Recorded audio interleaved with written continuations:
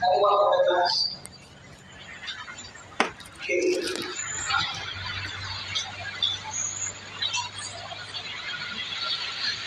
In my work, I answered the question. So as I have heard so as what I have heard in my copy, Rottweiler model focuses on the planning of the curriculum, while in Hilda Papai, she emphasizes the implementing of the curriculum where the teacher should be the one to implement the curriculum in the classroom.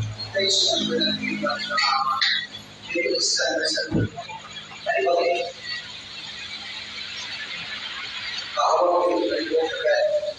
What do you think, sir? Because Tyler's model is focused on their linear organization, like more on experiences about the teachers and the learners, and while Hilda Taba is the focus more on the collaborative to meet the needs and interests of a student. So, slide. Yung Taba? Yes, I'm going to focus on.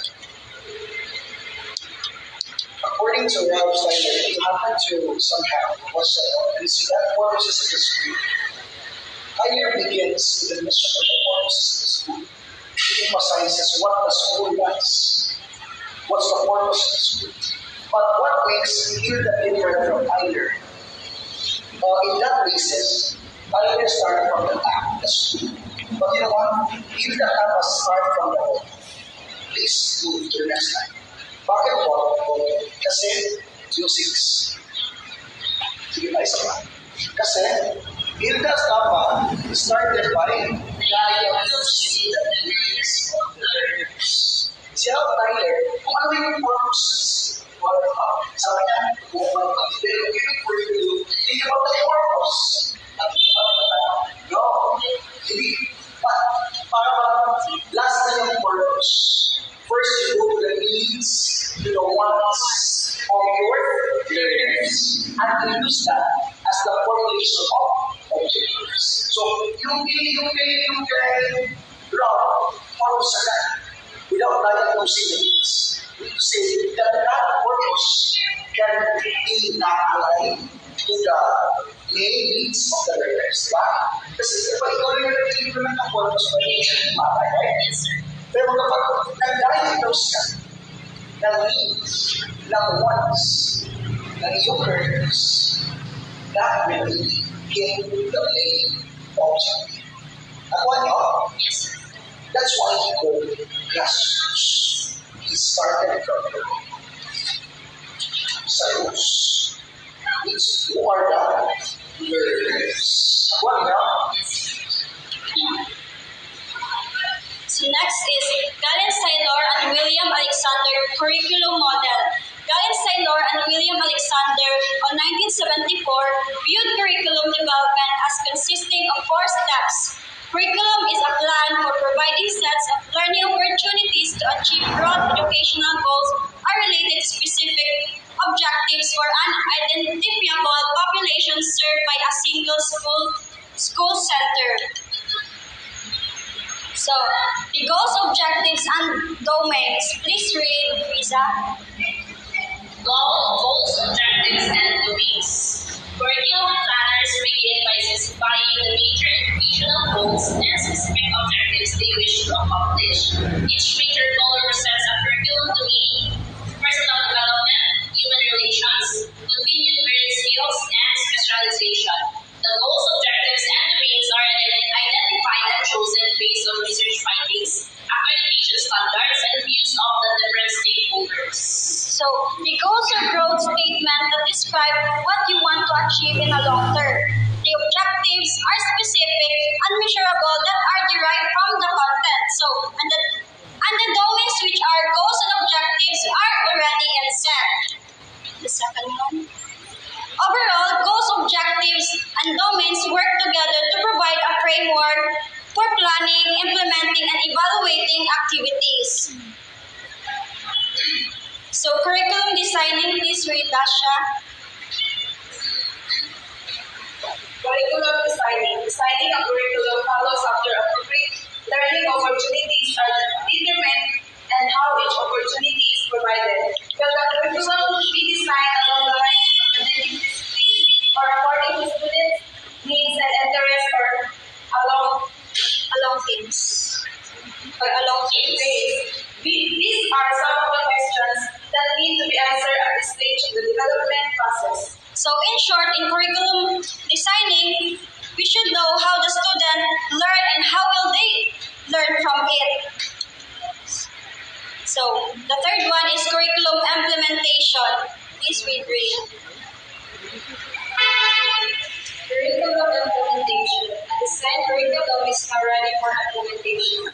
Teachers that prepare instructional plans for instructional objectives are specified and appropriate teaching methods and strategies are utilized to achieve the desired learning outcomes among students. So after we plan, we design, we have the curriculum implementation that the teacher should give his or her life of his or her instructional plan to achieve the desired learning outcome that he wants to achieve among the students. And after that, we should evaluate. The last step of the curriculum model is evaluation.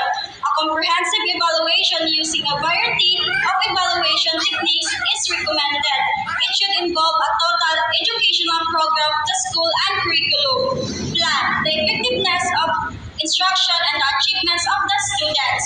Through the evaluation process, curriculum planners and developers can determine whether or not the goals of the school and the objectives of the instructions have been met. So it is important that we evaluate our students, that they have a progress. So all the models utilize the process of first, curriculum planning, second, curriculum designing, and third, curriculum implementing, and the last one is curriculum evaluating. So that's the end of my first topic. Shall we go to? What is the reason here? What do you think?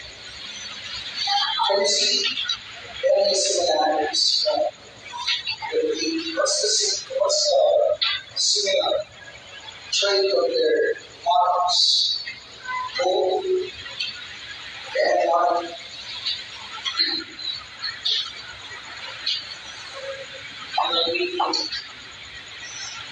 Both ends together. Of course.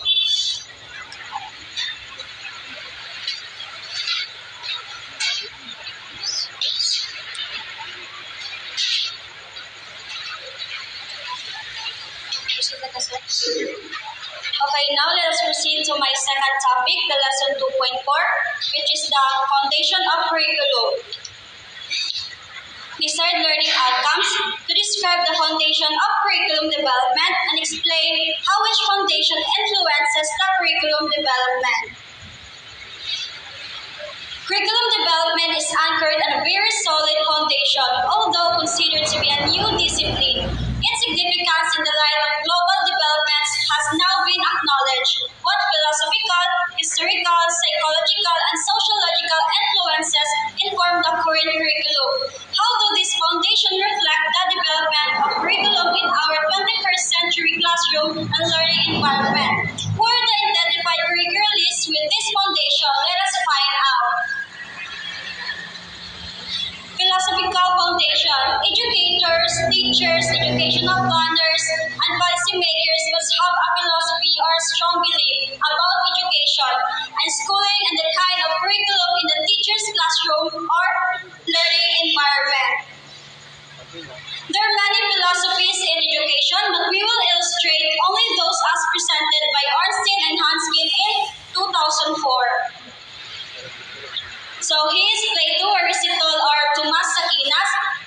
In perennialism believe that the student should be the one to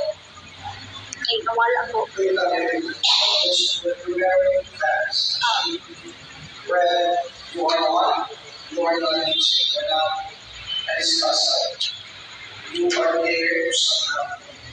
You are there somehow. So you want to transfer others. 7 years you want to finish your career. So they grade as a shot. It means your grades. We have here very important part. By the way, do you have many videos?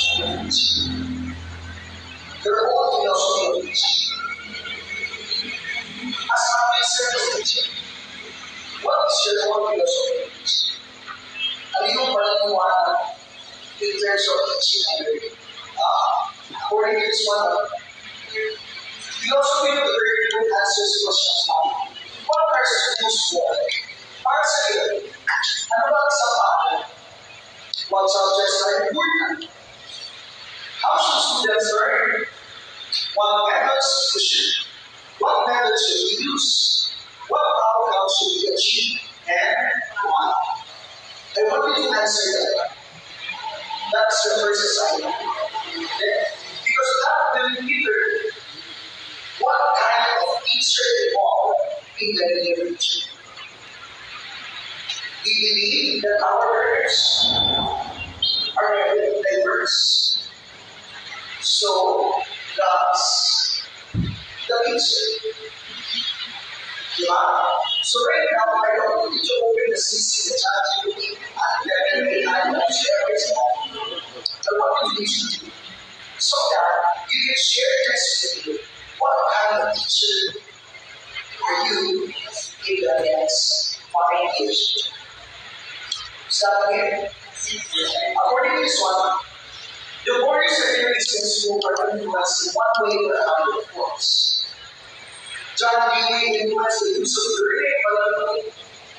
We have that teachers who really want to engage their students into learning activities, into media learning activities, simulations, role playing. We have a few students that are teachers. So that teacher is a pragmatist. Because you have to learning the movie activity, or you are an essentialist. Your focus is on the fundamentals.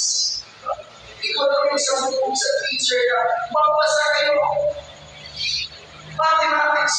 Ibasa niyo ang addition, subtraction, multiplication, and division.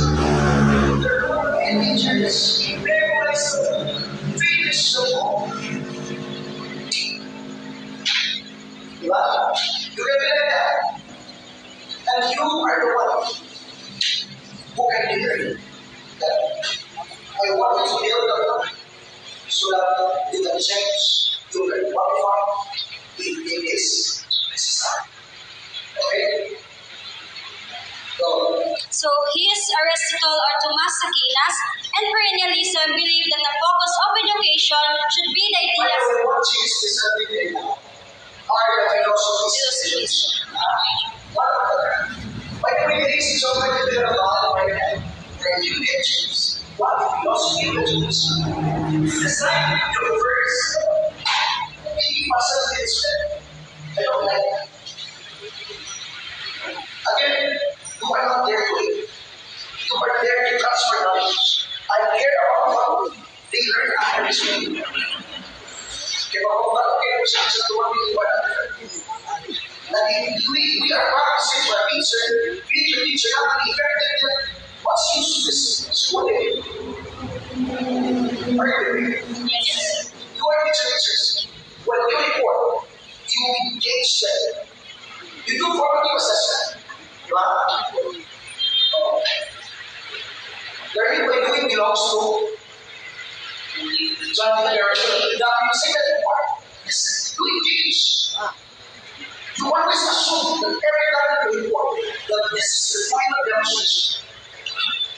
That's what I asked. Because you are bound to transfer the knowledge. It's not a really ask. Okay, so you always search it. Saan ka naman magbasa? Gusto niya? Di ba na? Saan ka naman magbasa? Magsaya, okay na? Okay, let's go guys. Block 1.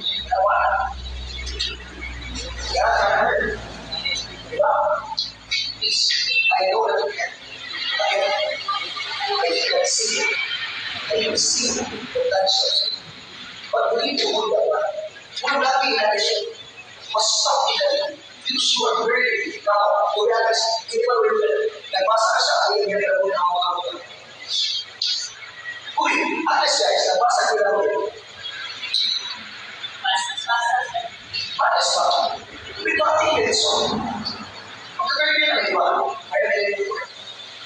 Ako rin ako. This is straight ground. Sige. Perennialism believed that the focus of education should be the ideas that have tasted over centuries.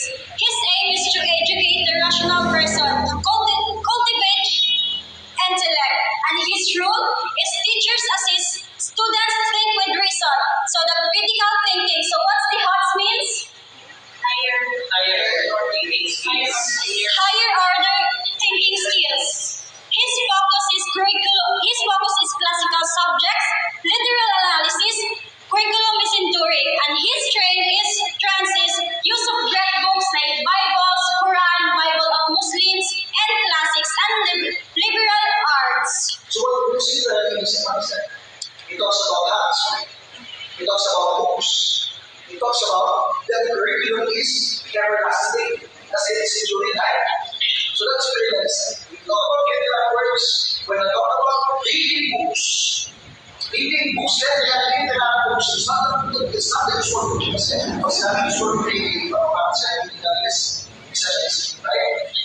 But when you have a encyclopedia like you write a very critical things.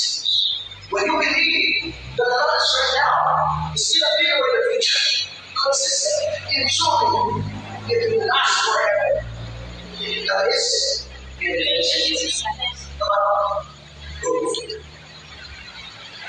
And next is William Bagley from 1946 to 1974. Essentialism believed that the student should know the traditional subjects such as English, mathematics, science, and Hekasi. His aim to promote intellectual growth of learners to become competent.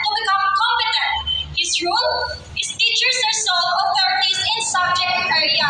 His focus is essential skills of 3 R's. So what are 3 R's? Reading, writing, and arithmetic. Reading, writing, and arithmetic. So that is the 3 R's. His strength is back to basics, excellence in education, and cultural literacy. It's all Pwede po sa akin, kaya ba sa akin sa pag-speak? Pag-speak sa akin, kaya ba?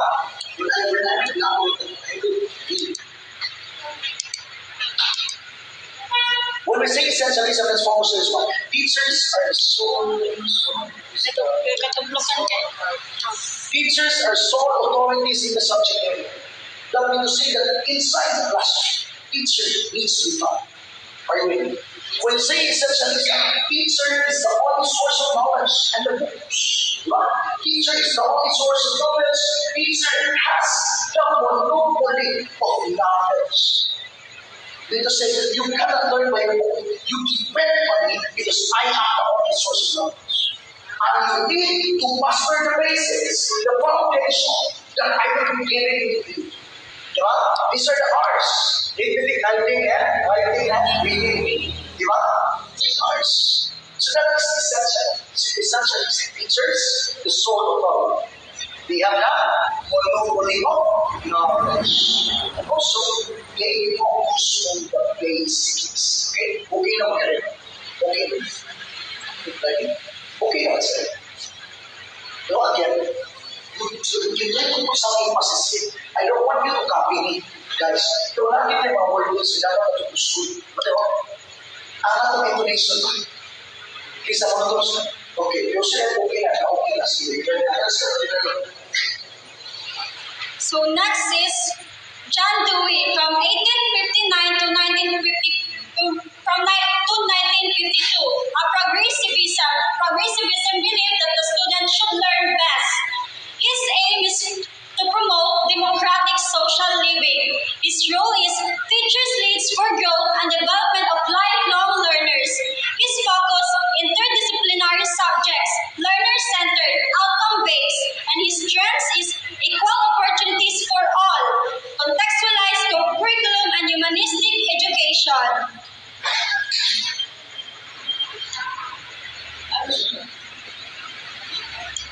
So John Dewey is also asking John Dewey inspiration, learning, di ba? Dapat yun, experience ka. Dahil yung sila really hands-on experience. So, sinabi John Dewey progress, pag sinabi progress education, focus on practical applications, activities, engagement, equal opportunities. So, experience, may ginagawa yung pa. Actually, guys, it is quite confusing because progress education is somehow the same with practice. Diba? Diba kung isa na tayo in this age? Diba? Kasi very different jamming yun when we learn this practice. There are two ways. What do you mean? Practice is the old, the forward term of practice. There are also researchers who believe that practice is a different from progress. Sila, iba-iba na, kailangan. So, Theodore Rommel from 1904 to 1987, Reconstructionism and the aim of education to improve and reconstruct society. Education for change, rule teacher acts as agent of change and reforms.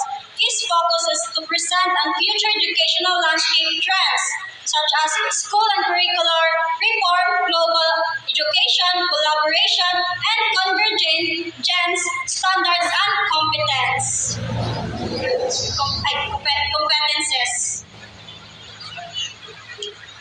So when you see reconstructionism, we have a problem. And ego is so big. So now, what agent of change? Pag namin naging that means reconstructionism. What change? Nasa yung impact. Nasa yung change. Okay? Reconstructionism. Books. Arts. Essentially, Arts. Arts in terms of books. Those arts in terms of activities. We go to practices. That's activities. Now what about change? Reforms. Reconstructionism. Yes. historical foundation. Where's curriculum development coming from? So, anyone in the class? Where's curriculum development coming from? So, no one. The historical foundation will show to us the chronological development along a timeline. So, let us find out. Franklin Bobbitt, from 1876 to 1956, his contribution and theories is he started the curriculum development movement. Curriculum as a science that emphasizes student needs.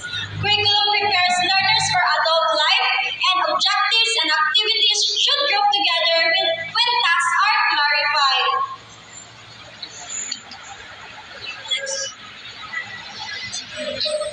Ferret Charters from 1875 to 1952. His contribution and theories is like Bobbitt. He posited that curriculum is science and emphasizes student needs. Objectives and activities should match. Subject matter or contents relates to objectives.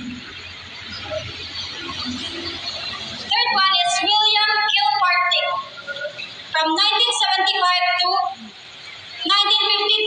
His contribution and theories, curricula are purposeful activities which are child-centered. The purpose of the curriculum is child development and growth. He introduced this project method where teacher and student plan the activities, curriculum development, social relationship, and small group instruction.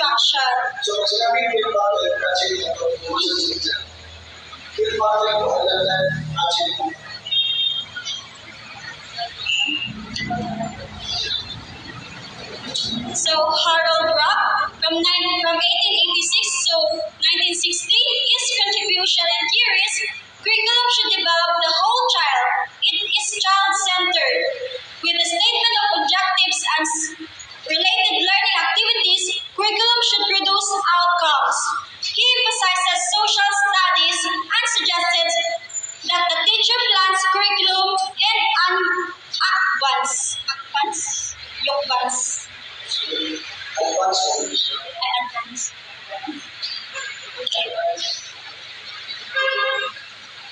So, Police Caswell, his contribution and theories, curriculum is organized around social functions of things, organized knowledge and learners' interest. Curriculum, instruction, and learning are interrelated. Curriculum is a set of experiences. Subject matter is developed around social functions and learners' interests. So, Ralph Tyler from 1902 to 1994. His contribution and theories, curriculum is a science and extension of school philosophy. It is based on student needs and interests. Curriculum is always related to instruction. Subject matter is organized in terms of knowledge, skills, and values. The process emphasizes problem solving. Curriculum aims to educate generalists and not specialists.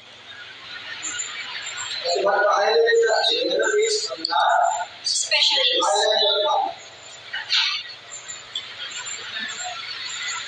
So, Hilda Taba from 1902 to 1967. Her contribution and theories, she contributed to the theoretical and pedagogical foundation of concepts development and critical thinking in social studies in curriculum. She helped lay the foundation for diverse student population. Peter Oliva from 1992 to 2012, his contribution and theories, he described curriculum change as a cooperative endeavor. Teachers and curriculum specialists constitute the professional core of planners and significant improvement to achieve through group activity. So I want you to have fun with this very historical information and this is very important about the evolution of curriculum. I want to highlight specific contributions of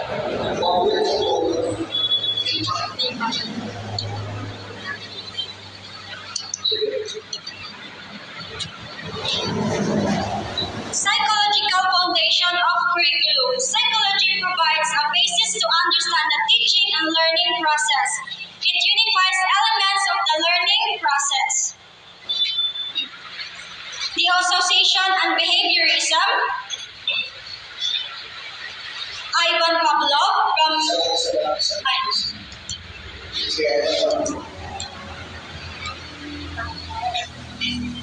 Ivan Pavlov from 1849 to 1936, his contribution, theories, and principles. He is the father of the classical conditioning theory, the SR theory, or stimulus response. Like for example, how animals and persons could learn through conditioning. The key to learning is early years of life is to train them what you want them to become. SR theory or stimulus response theory is a foundation of learning activities called indoctrination.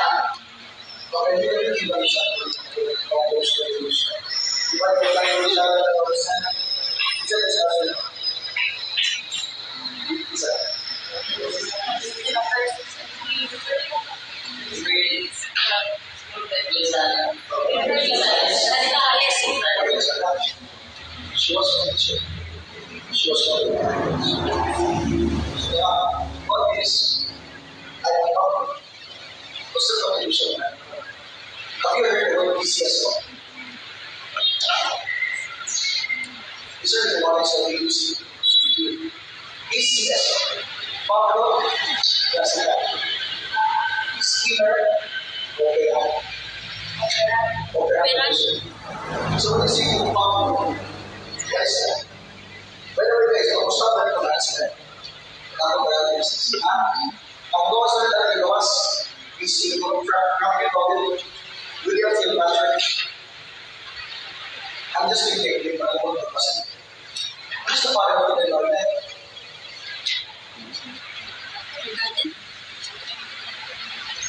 I'm thinking it's about privilege.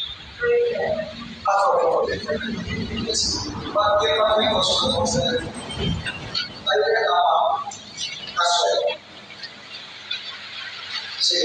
you say Pablo, classical conditioning, there's a stimulus and response. This is a condition, stimulus and condition, response. What is the main example of that? No, di ba? No, that's the Animals first. first, unconditional stimulus. Unconditional stimulus, di ba? Walay, Very alis ka ba? Di ba yung but it's unconditional stimulus and unconditional response. Yung condition sa pagmahal ko di ba? Sa pagmahal ko tapos automatic na ay tatay comes sa wala ka dalawa na ako that's conditional response. That's when you feel as conditioning. Guys, in there, when you see classical conditioning, it's also associated with fear. Okay, example. Unconditional stimulus. Yan. Walang isang hindi pag-check sa unconditional response. Agay, isang pituloy ka rin conditional stimulus. Ay walang condition. Dahil walang isang pituloy. Wala rin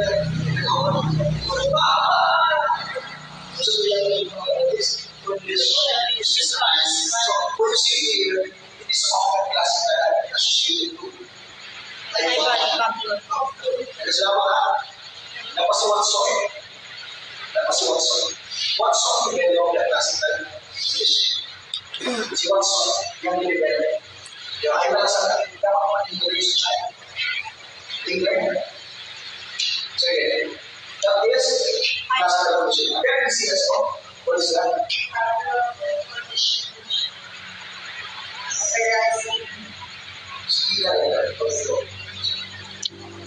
Edward Thorndike, from 1874 to 1949, his contribution, theories and principles, he championed the connectionism theory. He proposed the three laws of learning: law of readiness, law of exercise, law of effect. Specific stimulus has specific response. So what is it?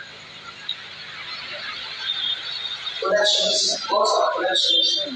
Meaning, one thing is connected to another. What's that? Law that is some you want to reduce, then you want to use volleyball to your students.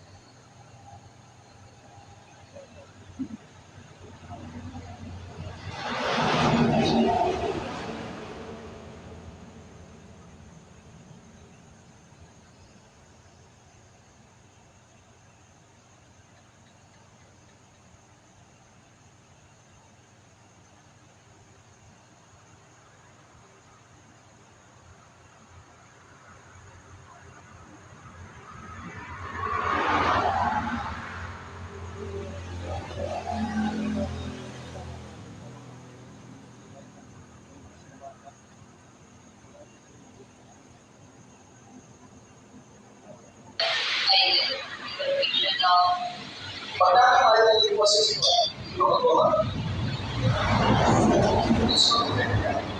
Pagka isang tao, hindi mo matulog. Diba? Because that's wrong. Isa. Kadaan mo, wrong if you're kadaan mo, okay. Pag-ibay mo, diba? Sabihin, sabihin. Pag-ikaw mo kung magwagod ito, diba? That's wrong. That's it.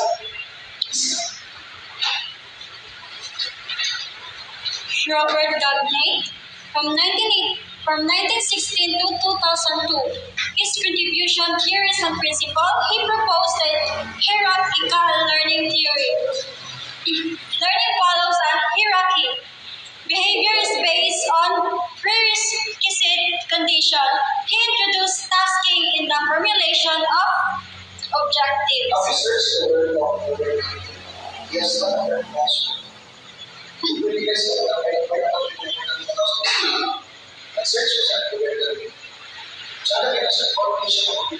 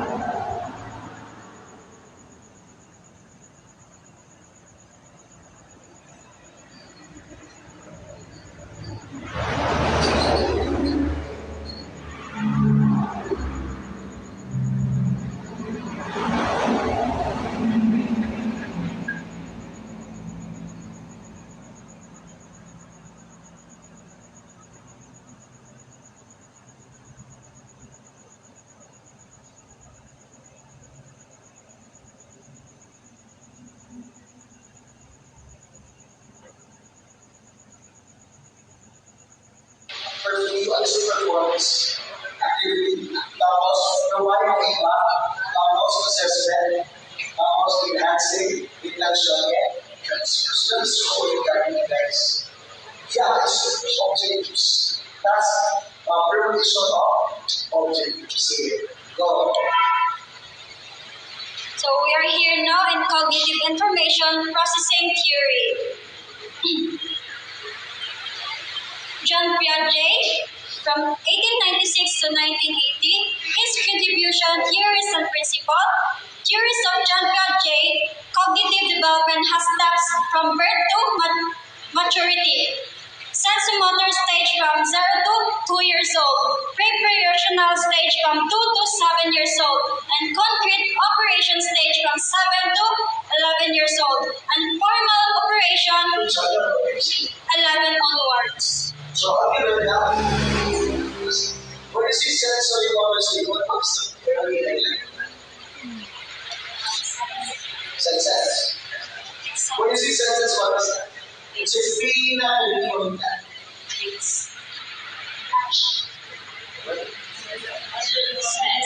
Ito bitaw ang bata, isa na pinagawa ng mga.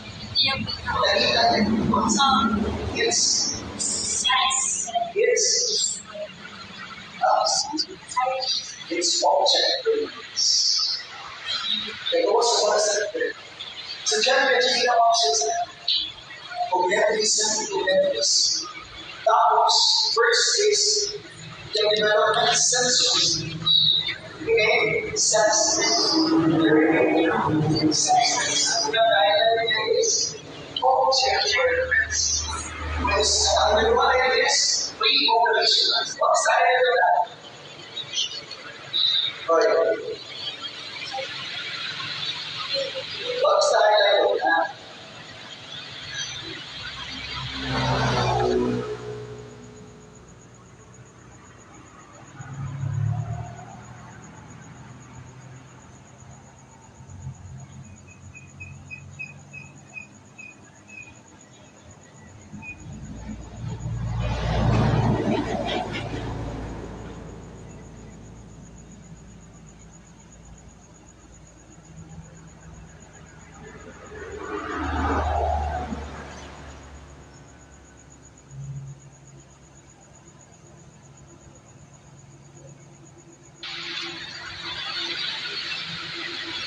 Guys, ito na yung citizen.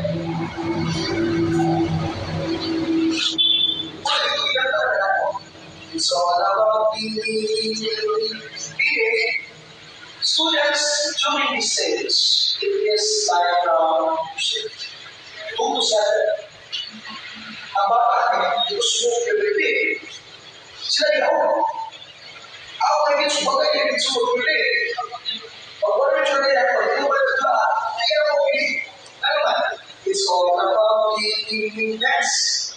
During this stage, also naman bigyan na sila pinagawa sila in ability to observe.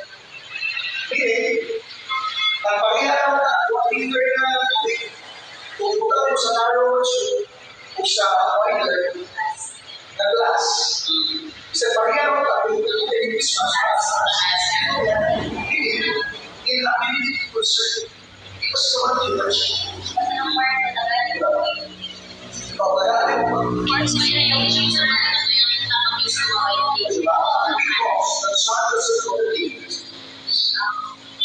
Next, animation.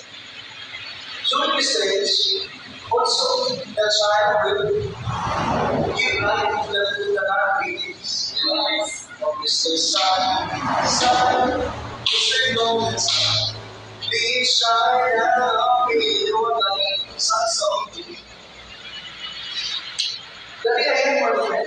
Where's your friend? Here. It's animation. Please don't please endorse this picture. It wasn't so loud.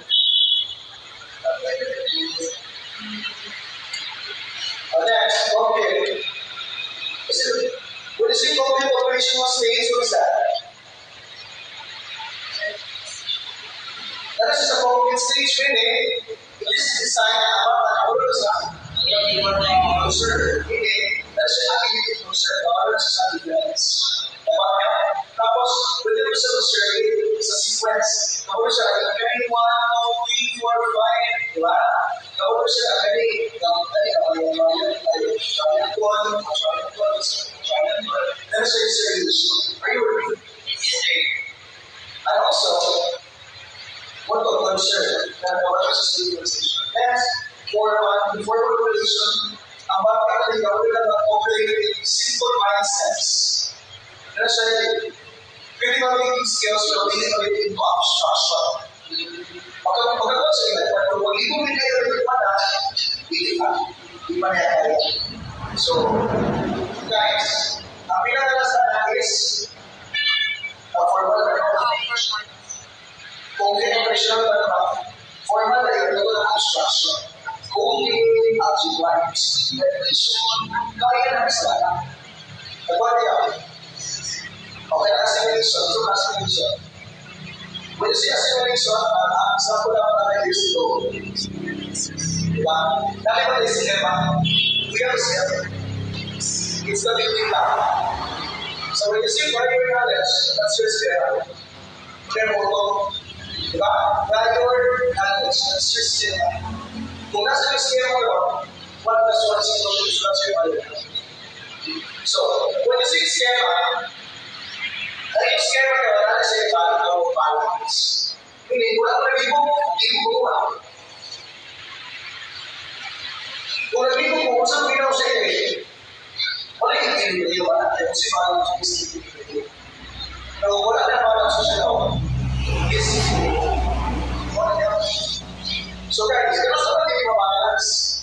Well, assimilation first. When using an existing schema to give a new object to user. Example. Now, ikaw yung schema, basta four-legged animal, tayo na ay laro na is ka. Sa bata, ka.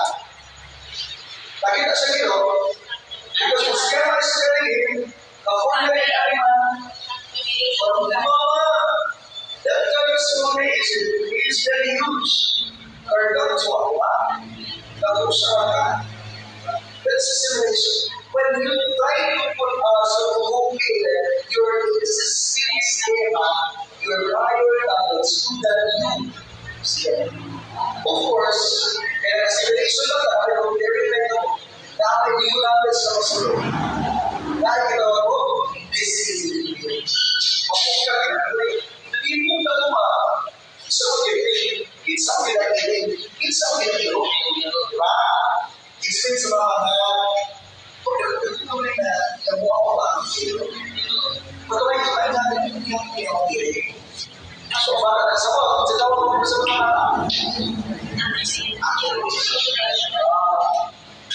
i-accommodate sa mga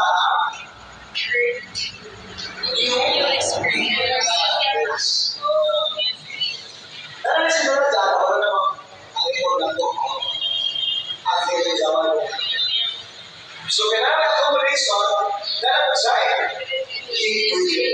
Dapat si balance. Dapat hindi mo wala na dito ko. Nakasili sa buka. Kung isipin mo yung buka, diba? Are we good? Wala kayo na buka. Katakot, pero iba sa wala isabot. Ha? Wala nila ko? Online class. Sige. Saluot na natin. Thanks. Lev Vygotsky, from 1856 to 1934, his contribution, theories and principles, cultural transformation and development stage. Children could, as a result of their interaction with society, actually perform certain cognitive action prior to arriving at development stage. Learning precedes development, sociocultural development theory. His scale of learning is pedagogy creates learning processes that lead to development. The child is an active agent in his or her educational process. So when you say Vygotsky, he emphasizes on sociocultural, about culture. But you know what? It's unfinished. That's what he is. But you know, culture is very important, but can affect the cognitive development. You believe that? It's the culture that affects the cognitive development. Yes. How can culture affect yourself? What's culture? It's not a beliefs, a practice, it's a way of, it's a way of, that's culture. And your practices, of course, will affect the way you learn. Diba? Naiibayan ang nasa ating message.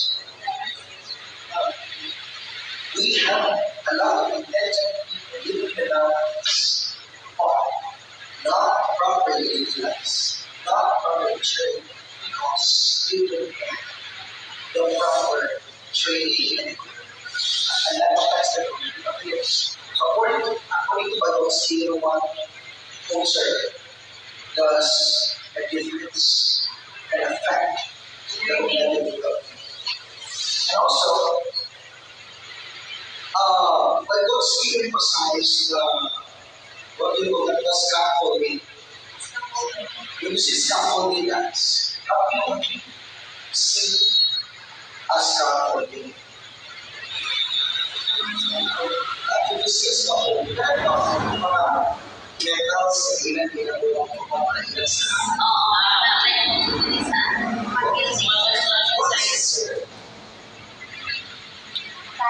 Para mo abot sila sa ibabaw.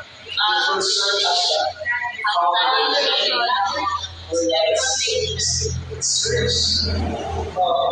at the start as our college.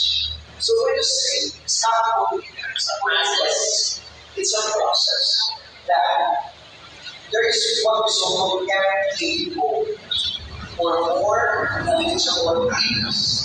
These more knowledgeable actors will assist the lower or slower guys. So that we need the MKO.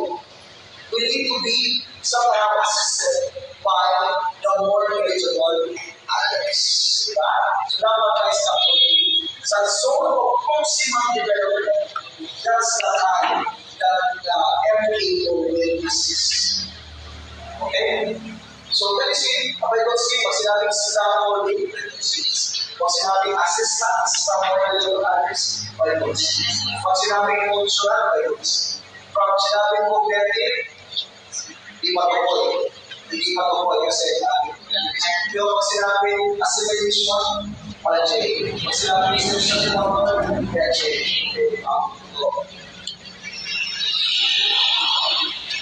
Howard Gardner. His contribution theories and principle, Gardner's multiple intelligence. Humans have several different ways of processing information, and these ways are relatively independent of one another. There are 8 intelligence, which are linguistic, logical, mathematical, musical, spatial, bodily, kinesthetic, interpersonal, and naturalistic.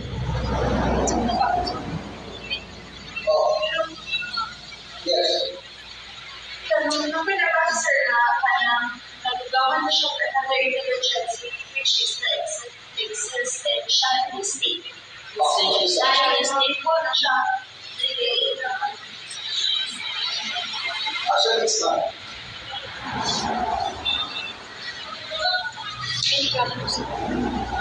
Pero ang Gardner, sa iya very much spiritual, family, physical, interpersonal, and naturalistic. Wala ko sa iya si existential. Pero mas natin existential ay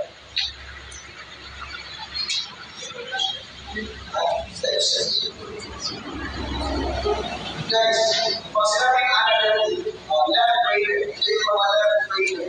Sino rin ito yung mga left brainer? Pag sinabing logic, sino yung logic? Numbers. They are good in analysis. Our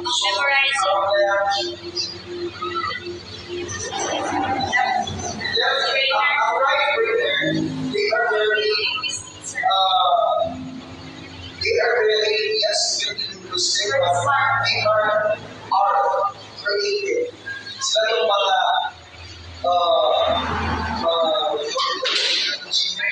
architect. Sila may more on broad agenda.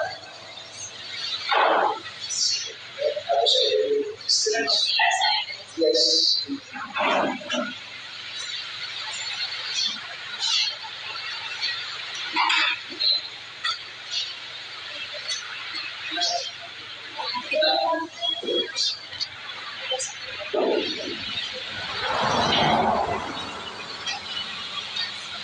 Kasi research na lang about the systems. Actually, I can say it now. I want to disclose it, but I'm not sure. But usually, for Gardner, it is actually a development intelligence. But dahil na ginagawa na si existence siya. Well, just discover what the previous topics. Sige. Daniel Coleman. By the way, what should I do intelligence to this process? That's all. Tapos sa logical, music,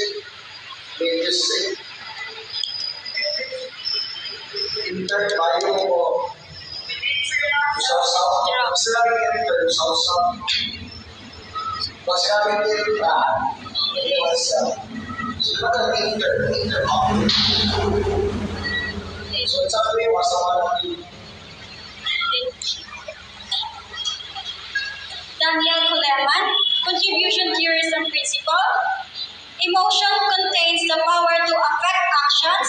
He called the emotional quotient. Daniel Coleman. According to the Goldman,